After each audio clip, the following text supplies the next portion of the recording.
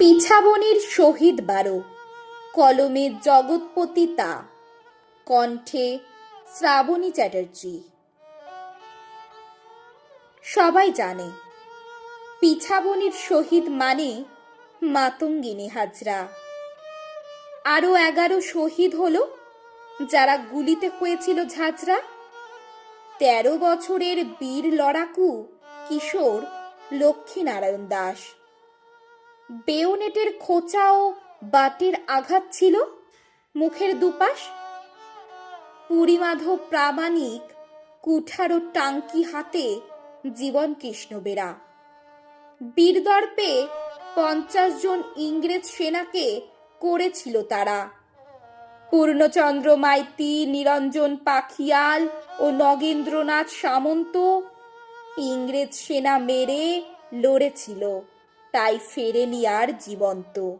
বাঁচাতে ছোটে বল্লভ হাতে নিরঞ্জন জানা মরছে সহযোদ্ধারা।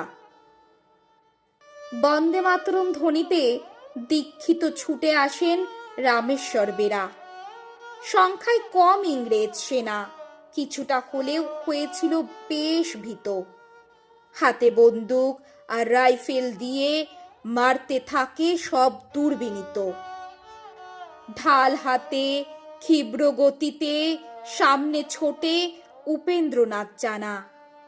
ছত্রভঙ্গ হয় ইংরেজ সেনা, এহেন কৌশল ছিল অজানা।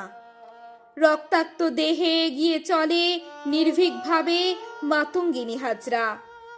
যদিও তার দুহাতে ধরা শঙ্খ পতাকা, গুলিতে হয়েছে ঝাঁঝরা। থামাতে জনসমুদ্রের মৃত্যু মিছিল আর কি উপায় ছিল? অগত্যা ইংরেজ সেনা মাতঙ্গিনীর কপালে গুলি মেরেছিল। মাতঙ্গিনীর দুপাশে যোদ্ধা বিষ্ণুপদ চক্রবর্তী, ভূষণচন্দ্র জানা। নিশ্চিত ছিল ইংরেজ সেনার ওই দুই যোদ্ধার বক্ষ নিশানা।